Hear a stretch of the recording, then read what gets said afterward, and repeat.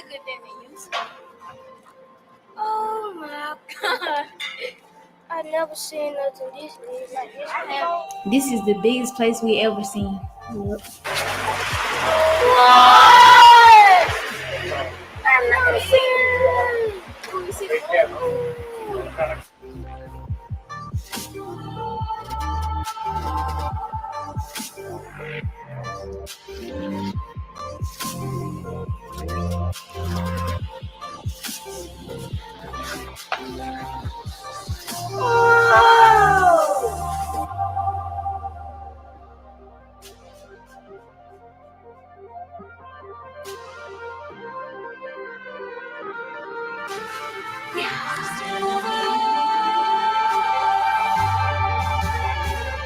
My favorite room was the chill zone. You could chill.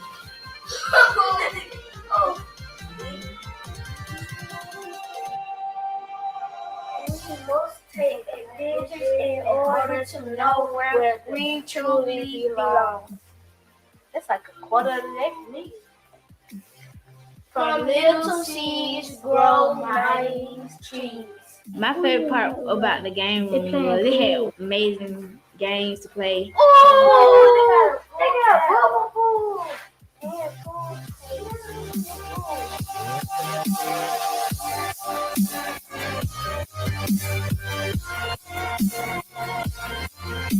Be funny, bold, sincere, amazing, smart, awesome, positive, heavy, most importantly, be great.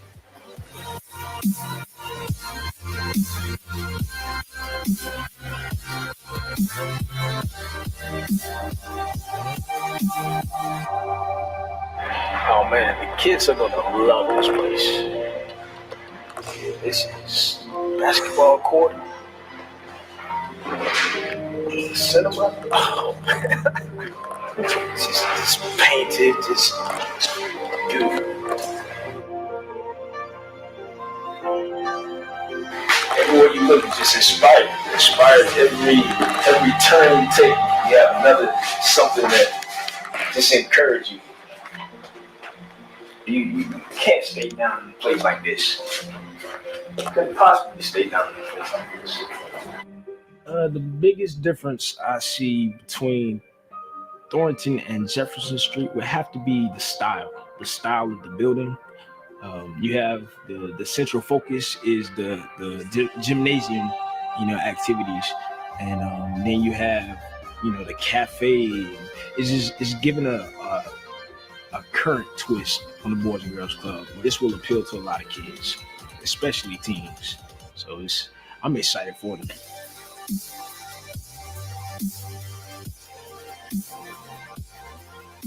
My first thought when I saw the club was like, wow, it's so pretty.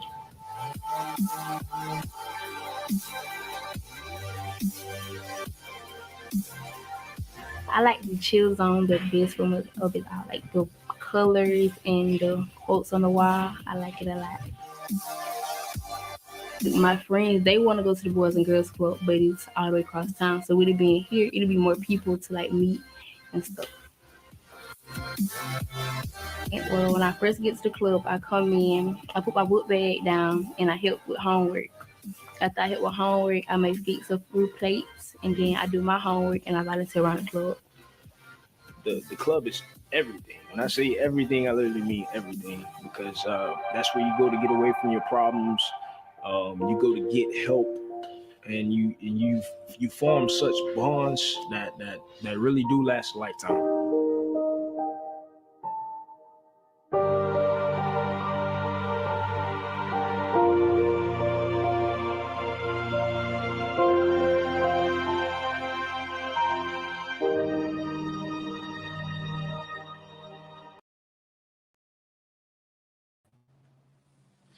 Good evening. My name is Marvin Laster, and I'm the CEO of Boys and Girls Clubs of Albany. Tonight is the second installment of our series celebrating Black History Month, where we're highlighting HBCUs from across the country. And tonight, we got a very special presentation for you all, coming from Stillman College as well as Jackson State University. Last week we had FAMU, and we learned a lot about the history and tradition of FAMU and many of the offerings. But this year we actually have 2 universities involved. Again, Stillman College in Alabama and Jackson State in Mississippi. Now, 2 gentlemen that are going to be joining us tonight, one of them is no stranger to me. In fact, he's almost like a brother to me. And I would say he is a brother to me. Mr. Derek Gilmore is a graduate of Albany State University. He got his undergrad and master's degree from the mighty Ram Nation. I met him in 2001, and I know he's sitting there trying to figure out how do I know exactly when we met. But I had recently crossed into our fraternity, and we were out one night, and we started talking. And I realized very early on that this guy was just different from any other frat brother that I had met in my short tenure in the fraternity. And as fate would have it, the next day when I went back to work, I was working at Albany State at the time, my vice president of institutional affairs, Ms. Teresa Merriweather Rock, asked me, do you know this guy, Derek Gilmore? And I said, absolutely. We have to hire him, Doc. And she did. And from there, his career has taken off from Albany State to Alabama A&M to Kentucky State, and now he's at Stillman. I'm very, very proud of this guy. One of the very few people who I just absolutely admire and adore and do anything for him. So he's representing Stillman College. But then there's another gentleman that's on the line tonight that's going to be joining us. Very accomplished gentleman. He's an attorney by trade. But he's also the president of Jackson State University. In fact, he's the 12th president of Jackson State University. Now, I know a lot about Jackson State. I've heard a lot about it from some of my friends and colleagues and that, but I hope that he's going to share the allure that many of us often wonder about with HBCUs. Every year for the past 5 years, up until last year with COVID-19, we were unable to do this. Every year I look forward to going on our multi-day, multi-state college campus tour with some of our juniors and seniors. I mean, we've been everywhere from FAMU, the University of Central Florida, to the AU Center in Atlanta, all the way to South Carolina State. I look forward to the day that we can resume those trips and take some of you that may be watching. But tonight we have individuals from 2 colleges that we hope that you would consider attending, both Stillman and Jackson State. So I'm not going to take up too much of your time, but I want you to hear about these illustrious universities, about their rich histories, and learn about what it's going to take for you to get there. And let me let you in on something. These gentlemen are able to make decisions. So don't forget to ask them about scholarship opportunities, or what does it take, the SAT, ACT waivers and that kind of stuff, and even out-of-state waivers. So ask them about these things. Sorry, guys, to put y'all on the spot, but I'm trying to get my kids in school. So that being said, y'all please welcome Dr. Hudson from Jackson State University, Mr. Derek Gilmore from Stillman College. Thank y'all. Hello, thank you all so much for joining us today for this wonderful broadcast. We are celebrating Black History 365 HBCU Edition. And today we have 3 of our amazing teams that will be interviewing you all today. So I want to present first Ms. Akia Robinson, who is a Youth of the Year contestant, representing on her 3rd strike at Youth of the Year. We also have Mr. Omari Taylor, who serves as our team leader and also a workforce development student of ours. And we also have Ms. Kamara King, who serves as our Keystone president here at the Jefferson Street Teen Center. So I'm going to allow them to take it away because this is a moment that they've all been waiting for. And so I'm going to first start off with Ms. Akia Robinson.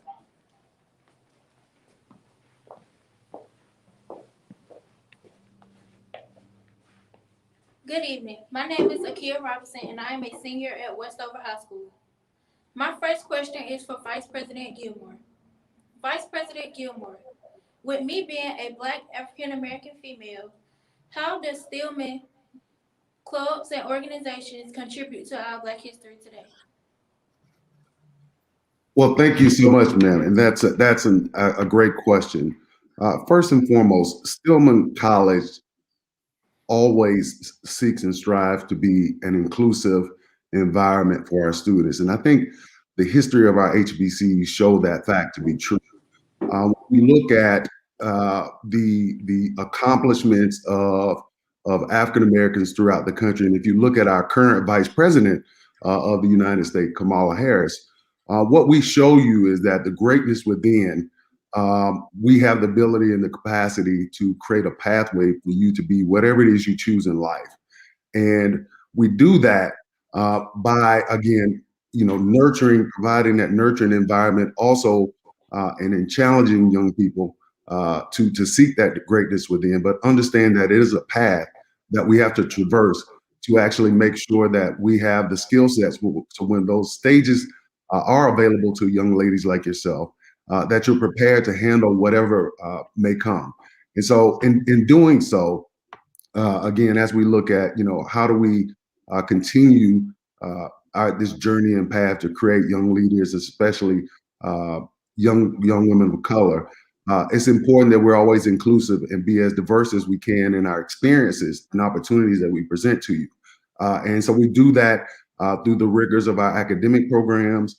We do that through the social and civic engagement that we require of all of our students.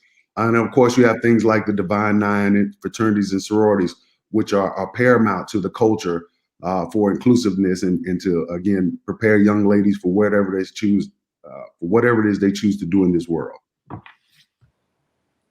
Thank you for that answer. My second question is for President Hudson.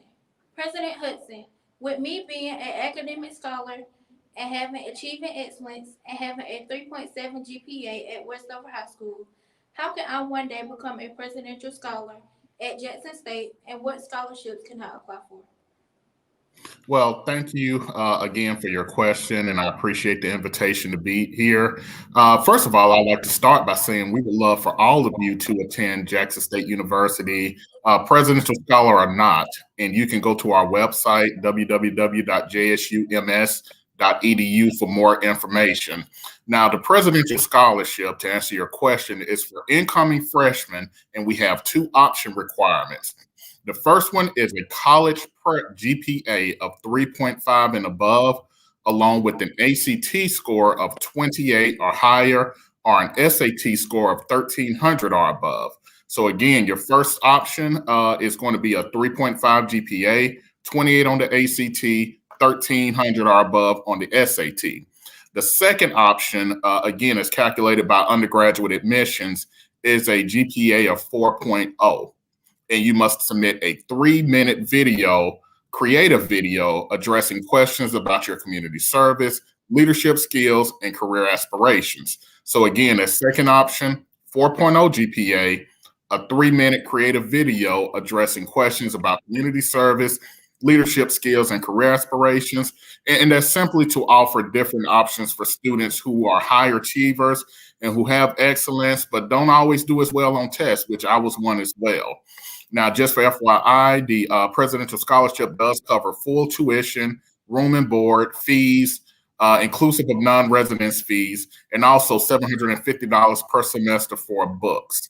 And the scholarship requires that you keep a GPA of 3.5 and 30 credit hours each academic year. So again, I encourage all of you to attend JSU. This is not coming from me just as JSU's president, but also a JSU graduate.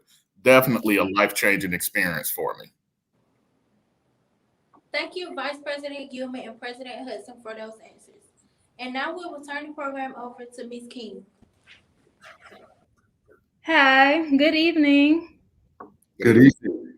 My first question is for Vice President Gilmore. What advice do you give applicants applying to Stillman College? What is a quality that Stillman looks for in applicants? Well, first of all, thank you so much for that question. Let me, first of all, I did not greet the panel and thank Mr. Lassiter for this opportunity. As he said, we have traveled some long roads, and I'm very proud of the young man and the work that he's doing and has done and continues to do with you all. But when you ask me about what we look for as far as students at Stillman College, first and foremost, seekers of truth and knowledge. And that's important because we want to challenge you academically and challenge your views and thoughts on life, the world, and of course, help mold and shape your pathway and what you think is the most viable pathway for you to be successful. The second thing is we're looking for people who are socially conscious, to be mindful of your environment, to be mindful of those things that impact you and the communities in which you live and learn. And lastly, we look for servant leaders, young people who are willing and able to go out and do for others, and again, be assets to their communities, be assets to their families. So when students are applying to Stillman College, those are, the attributes and skills and personality traits, if you will, that we look for when we're recruiting young people. Thank you. My next question is for President Hudson. As you know, Jackson State University is a top 20 HBCU in the country. What are some of Jackson State's efforts to maintain excellence within the campus? Well, again, that's a great question, and I definitely appreciate it. We have a lot of efforts. Of course, we're a school with a 140-year history of excellence in all our programs, be it STEM, business, liberal arts. I'm an attorney by trade, and we're constantly looking for ways to innovate our curriculum, innovate our campus, really upgrade our student experience to make it that learning hub that you so expect. So some of the things, of course, we're doing is we have several building projects going on campus to enhance our residence halls and to enhance our classrooms. We've done a lot of things to enhance the technology on campus. We recently opened an innovation lab where it's a one-stop shop where you can do podcasting. Students can have their own, web show, any number of things in this digital age that we're all experiencing that students can do on campus. Also upgrading things such as just the overall IT infrastructure on campus, expanding our online programs, really trying to reach students where they are and trying to help students access the JSU education from any place they might be. So again, we want everyone to experience Jackson State University, and there's just a number of things we're doing to really keep you coming and to keep our status, as you said, as a top 20 HBCU, something that we're very, very proud of. Thank you. Now turn it to Mark. Good. I'm Amari Taylor, and I'm currently a junior at Doherty Comprehensive High School. And my first question is for President Hudson. As you know, Morgan Freeman and many athletes are amongst the many notable Jackson State alumni. How does it feel to be a part of the Wave Dave legacy? You say the current and future generations of students admiring the accomplishments of such powerful alumni like yours and yourself should.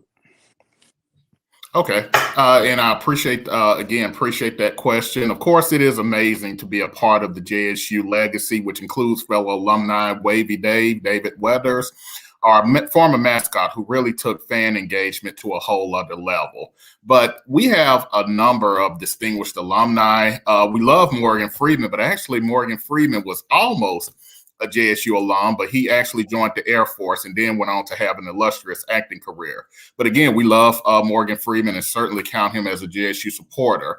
But we also love some of our under alumni, Dr. Rod Page, who was the first African-American to serve as the U.S. Secretary of State. Sekou Smith, a veteran NBA analyst who recently passed away. Cortez Bryant, a music mogul based right over in Atlanta, Georgia. DeMarco Morgan, CBS News correspondent, award-winning meteorologist Vivian Brown, and just many, many others who are part of the great JSU legacy. So to current students who want to follow in those footsteps, do understand that all of those students, all of those great professionals that I just named, started out pretty much where you are right now. What's my next step? Where do I go to college? Some are asking, do I even want to go to college? What do I major in? And it just shows you that you can go wherever you need to go from here, be it Jackson State. And I also have to send a shout out to Stillman as well. Any HBCU can get you exactly where you want to be and take you exactly where you want to go. Again, we would love to have you all at Jackson State University. And again, as we always say, wherever you want to go, you can from here. Thank you. I appreciate your answer. And Vice President Gilmore, my question to you is, what does Stillman mean to you? Well, again, being a product of an HBCU, as Dr. Hudson exclaimed, is something that's near and dear to our heart. And so when we talk about our responsibility in our roles at HBCUs, it's not a job, it's a passion, and it's something we understand being a process, and it actually helped, make us the men that we are. And so, my purpose and my role of being here at Stillman is one that I take very near and dear, because I once was a young man like yourself who, over at Doherty Comprehensive High School. And I know during my time in Albany, I had the opportunity to go over and participate in volunteer programs at Doherty. And so, here at Stillman, again, it's important for us to be mindful that young people like yourself need the opportunity to explore and grow. We try to do that through our academic program offerings. We are a liberal arts institution and founded in 1876. And through that liberal arts education, we think it, again, creates a holistic approach and a nurturing approach to actually build solid young people, so that when you go out into the world, as Dr. Hudson said, our path is, and our motto at Stillman is to prepare you for a different world. And we not only want to prepare you for that different world, but we actually want you to create that new world. And I think I was actually doing some reading from Abraham Lincoln recently, and he was just talking about the dogmas of the past and how those things and how those actions actually prevent us from moving towards our better self. And so he said we need to think and act anew. And that's part of what we do at HBCUs every day. Every day that we're here is we think and act anew. We do that through our program offerings and our scholarship offerings. We were talking about scholarships a bit earlier. When we think and act anew, and we see what's happening globally and in our communities, especially those of Black and of people of color. But we on last year instituted a George Floyd Memorial Scholarship through some great donors. And so with those things, we want to think and act anew, and to actually give you those skills and attributes that you need to be not only a successful business person or entrepreneur, but also to prepare you, again, to be conscious about the environment in which you live and work. So those are the things that resonate with me when I talk about I think about who we are and what we do as a college, because it was done for me as well. And I know Mr. Lassiter is an example of that as well. Thank you. I appreciate both of your powerful answers. And I'm going to pass it back. All right. So we appreciate you guys for spending so much great time with our young people, answering their questions. But I got a couple of questions for you myself that they didn't necessarily hit on. The first one for you, Dr. Hudson, at the Jackson State University. For years, I knew that Jackson State was a great institution of learning, but a lot of people know about the sonic boom of the South. But now you got a whole new hype about you and Jackson State University, with a guy that has some ties to Albany, Georgia, and then you just signed a player that's from his mother is a state representative here and represents Albany, Georgia. He's originally from Albany. Talk to us a little bit about that your new football coach and your football team, and Barron Hobson and Deion Sanders, and I'll tell you about the connection to Albany that he had. So how you feeling about that?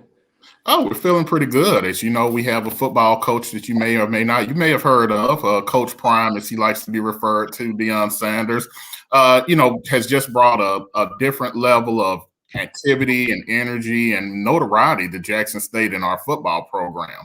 Of course, Jackson State has a very proud tradition from Walter Payton, Jackie Slater. 4 Hall of Famers have come through Jackson State University, but it's now time to really help build on that tradition. And Coach Prime is just the guy to really help take us to that next level. We've had a lot of student athletes like the ones you just mentioned who want to be a part of Jackson State University. People are coming to us wanting to learn more about Jackson State University, not just football players, but just in every walk of life. And we welcome you all. So again, we're very excited about the hype. And it's just the beginning. There's a lot more to come. Absolutely. And I want y'all to know something, that when these young people sign in to go play for Coach Prime, they are student athletes first. So Jackson State is an institution of high academic standards first. Absolutely. That just happens to have a Hall of Fame football coach and other Hall of Famers that are going. And talk to us a little bit about some of the most recognized programs at Jackson State. Well, we have our College of Business. I'll start there. In the top 6% of College of Businesses throughout the nation that are accredited by the AASCB. The highest accrediting body that you can have, accreditation that you can have in the College of Business. So again, very healthy College of Business, our STEM programs, engineering programs. We graduate the second most African-American PhDs in the United States. And that's a major honor for Jackson State University. The 7th highest number of chemistry graduates in Jackson State University, Black engineers and the like. So again, we have a multitude of programs, liberal arts, pre-law. Again, I'm a pre-law grad. Judge James Grave is on the Federal Court of Appeals, 5th Circuit, which is the next step to the Supreme Court. Very proud of those people. Carlton Reeves, who's a U.S. District Court judge. Just a multitude of programs and really ways that you can get where you want to go through Jackson State University. So again, we're very proud of our legacy. I want to steal Dr. Gilmore's and Stillman's saying, we preparing you for a new world, a different world. And that is exactly what we do here at HBCUs. And again, we're proud of all our HBCUs, but particularly proud of the legacy at Jackson State University. Absolutely. Absolutely. Mr. Gilmore, you played football. You are all 3-time SIAC competitor here for the Golden Rams of Albany State. So we know you know football. We know you were a pretty good athlete in high school. So you know about that recruiting process. But in academics, it's a difference. So not all of our kids are going to be the next Walter Paytons or the next Deion Sanders or, the next whomever, Most of them are going to make it academically. Let me hear your pitch. If you were a coach and you're sitting in the living room with some young person that may be watching today, and you're trying to get them to come to Stillman College on an academic scholarship, what's that pitch? What's that allure that's going to make our teams want to come to Stillman? Well, that's a great question, Mr. Lasser. And it's actually not a sales pitch. It is actually presenting the opportunity for them for a life of accomplishment and achievement. And what I mean by that is when we talk to these young people about the academic offerings that our schools have and the opportunities that it will present to them in their life, whether it be international travel opportunities, the opportunity to study under some of the greatest minds that this world has to offer. And then, of course, when we're talking about career readiness and planning and the opportunities, when we look at, the earning potential of young people, throughout their lifetime based on, their achievement or accomplishing, receiving a degree, whether it be a bachelor's. And then, of course, we hope that students progress and go on to graduate school or law school or whatever other facet or mean they choose. But overall, again, when we're talking about recruiting students, and we do want to utilize the same model that some athletic programs and teams use to recruit the best and brightest minds amongst us, because we know that it's important not only for those individuals and for those students, but we want them to challenge our faculty members. We want them to challenge the core of our academic programs, because that will make us, in the end, and as we go through, over the last 145 years here at Stillman College, what that's doing is actually building a stronger foundation for our academic programs, in our School of Business or in our biology department, that students migrate to medical schools across the country. When you look at the history of people like Trudia Harris, who's a Stillman alum, who is the first African-American tenured faculty member at William and Mary.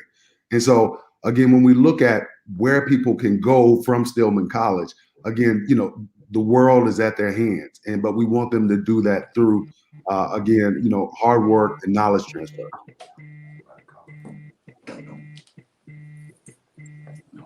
All right, thank you, Mr. Gilmore. So there's one thing that the three of us on this call right now have in common, is that we all went to HBCUs. I think President Hudson actually went to Jackson State. Derek, you went to Albany State, I went to Albany State, and we all work for the institutions that we graduated from. Let our young people know, what is your fondest memory from your days of being at your respective college? You know, just the feel on the yard, if you will.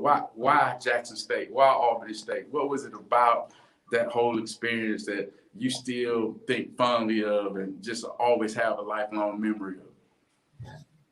Well, I'm sorry. Well, I think, it's really hard to put into words exactly because it's such an all-encompassing feeling. If you've never been in an atmosphere and never been in a place where you feel totally welcome, you feel nurtured, not just by your administration, not just by your instructors, your teachers, the staff members, but also by your fellow student body, the brother sitting next to you, learning their story, learning that they might come from a different place, but you have so much in common. It's really just about place and people. And that's the secret sauce to all HBCUs. It's really about the place and about the people and really the coming together, an atmosphere that you cannot replicate anywhere in the world. You can't get it. You won't get it in the corporate world. That's why I say enjoy those years while you can, because it's a lot different once you get out of it. But it's really just a feeling you can't replicate, all while you know that you're setting yourself up and doing the things that you need to do to have the future that you've always dreamed of. And anytime you can have that shared collective experience with your brothers and sisters, it's special and it's indescribable. So for those of you, it's like a great movie. I can only tell you so much. You have to see it for yourself. The HBCU experience is something that you definitely have to experience for yourself. It is a one-of-a-kind experience that cannot be replicated in any other place. And Dr. Hudson, I really appreciate the answer. And I think that's, that's part of, like you said, the sauce that makes us who we are. But those experiences, and to be I think my most fond memory and the thing that resonates with me was access. On my first day on campus, there was an elderly gentleman, stately gentleman who crossed my path, and he said, "How are things over in Alabama?" And I said, "Things are great." And I kept walking and didn't pay any attention to it. So my teammate and I were, we just continued to walk. And so I said, "Well, who was that guy?" He said, "Man, are you crazy? That's the president of the institution." And it was, first of all, I was awestruck to understand, well, how would this man know me and why would he be concerned about me? And for that to be my experience on my first day on campus, to know that he cared enough about me to know, first and foremost, who I was, but also to extend an invitation to me to always be mentored and guided by his, his expertise. And I think that's part of the magic that happens at HBCUs, is because we are willing to share those experiences. Because again, for the young people on this call, again, we have gone through the same trials and tribulations as you, and experienced some of the same lapses in judgment as we all, as you. But you have people here who are rigid enough to make sure that you understand that it's a very narrow path that you must travel to be great and to be successful in life. But also they're flexible enough to understand that we are young people, and when you come to college, most of us 18 to 25. So they're flexible enough to allow us to draw out our line sometimes, and to support us in course correcting. So, but just to have that access and people who actually put hands and share their experiences with you is just you can't buy it. Wow.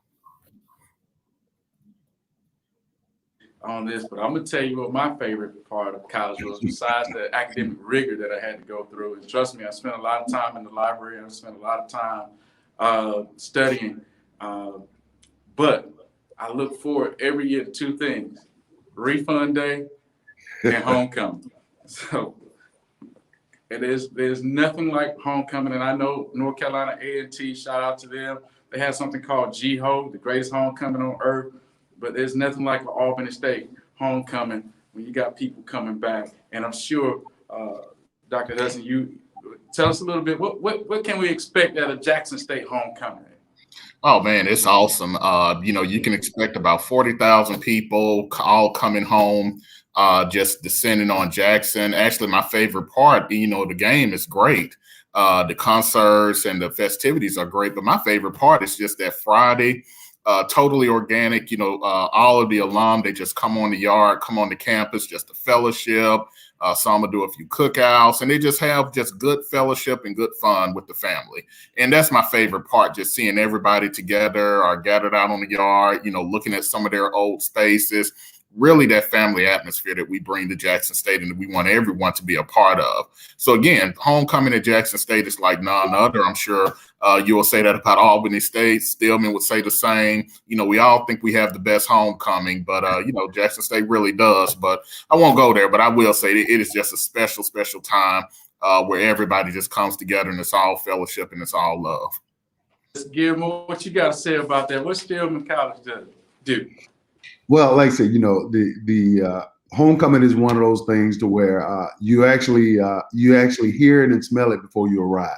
Mm-hmm. You hear the cheers and jeers and festive attitude, and conversation among, old classmates and, and faculty and students as well. But also, it's also a great time if you're a foodie, you cannot eat an HBCU, experience, because again, one of the things you'll find quickly at any of our schools is that everybody will quickly consider you family. And if you turn down a plate or any food item offered, you will have offended someone on that day.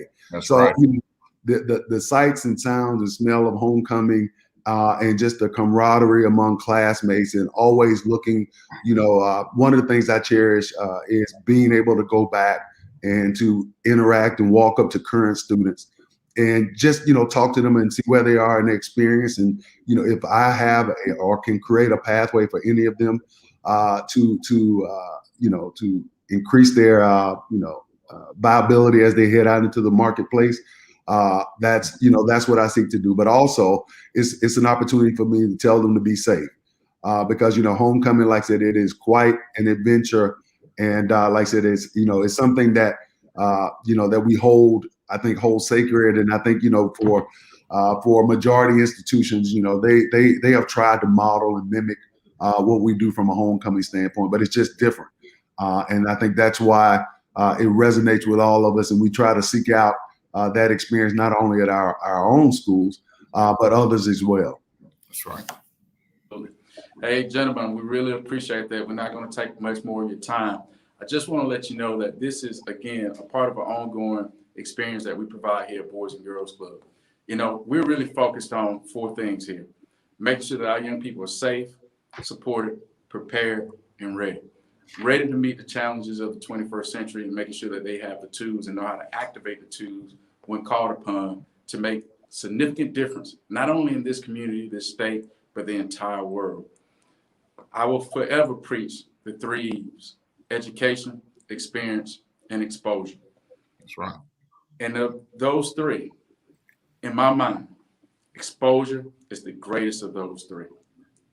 Because when we expose a young person to a world beyond what they see every day, then they realize that there's no limits. There's nothing that they can accomplish, that they can't accomplish. And so we started a few years ago by having a multi-day, multi-state college campus tour that young people planned, and they decided what states and what colleges they want to go to.